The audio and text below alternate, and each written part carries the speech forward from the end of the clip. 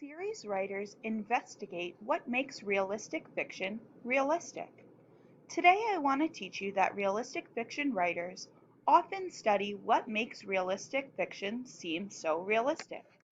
Then they call on their own experiences to write stories that seem this real.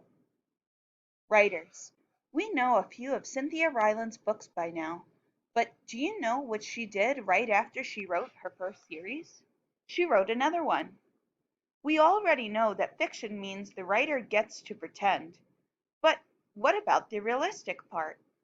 Today you'll have a chance to show off everything you know about getting started with a fiction series, because you've written a lot of series books now. Before we start, I'm going to invite you to really think about what makes realistic fiction realistic. Writers. To figure out what authors do to make stories seem real, to make them realistic fiction, let's take a look at Henry and Mudge and the Happy Cat. As I read, ask yourself this question: what feels real about this story? Henry, Mudge, and the Happy Cat. One night, Henry and Henry's father and Henry's big dog Mudge were watching TV. What feels real about this story? Have you ever watched TV? Suddenly, Mudge ran to the door and barked. Henry's father opened the door. Sitting on the steps was the shabbiest cat Henry had ever seen. Have you ever heard a dog bark? Have you ever had to answer your door? What feels real about this story? It had a saggy belly, skinny legs, and fur that looked like mashed prunes. Henry and Henry's father and Henry's big dog Mudge stood in the door and looked at the shabby cat. "Hey, kitty," said Henry. "Are you sure it's a kitty?" said Henry's father.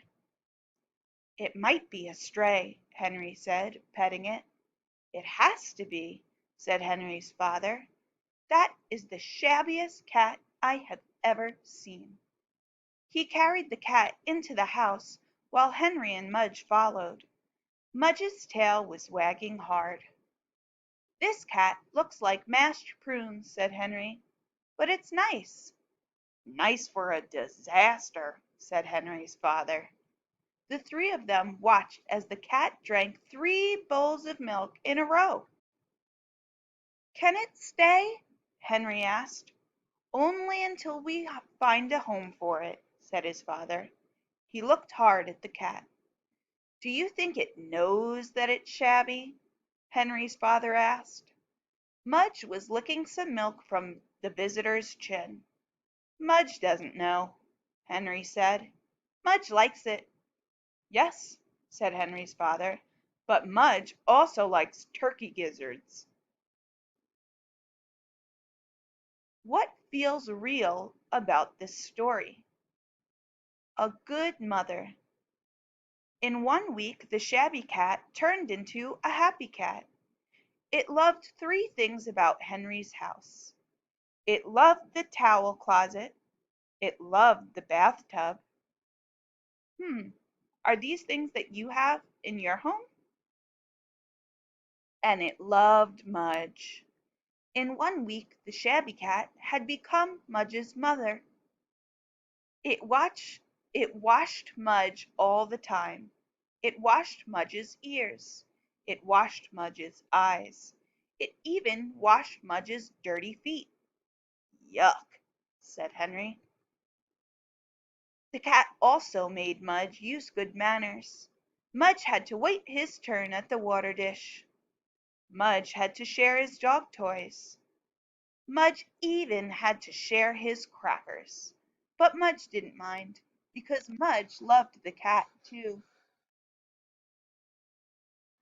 Henry's mother and Henry's father wondered what they could do with the cat. They liked it, but taking care of Mudge was like taking care of 5 dogs. They didn't want any more pets. Henry's mother decided to make posters to find a home for the cat. Henry helped her. "Don't put the cat's picture on them," said Henry's father, "or we'll have the cat forever." Why do you think he said that? Why would putting a picture of that cat on the poster mean that they would have the cat forever? What about this story feels real? Have you ever made a poster with crayons and scissors? Henry and Mudge walked around town with the posters. They put one in the grocery store, and one in the drugstore, and one in the record store. They put a lot of them on trees, and Mudge ate one by mistake. The posters didn't say anything about mashed prunes.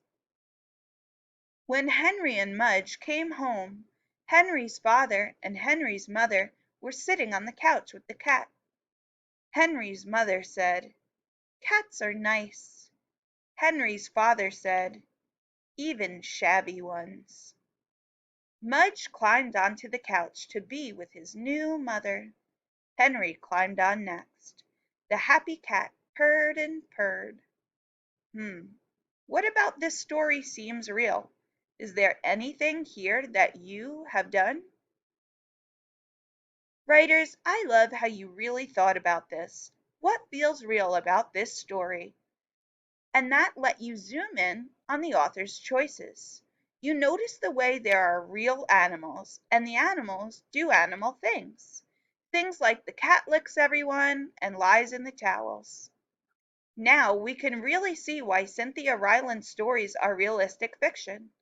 Everything is realistic, from the cat who licks, to the family snuggled up to the TV, to the way Henry has to lie down when he's sad.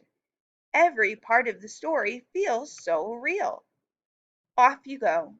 Writers, you know how to get started with a new series. There are some charts here that you can study to help you get started if you want. And you know stuff we don't even have charts for anymore, like finding your own paper and a place to write and getting a lot of work done. As you do this work, add in what you learned today from Cynthia Ryland about making every part of the story feel real.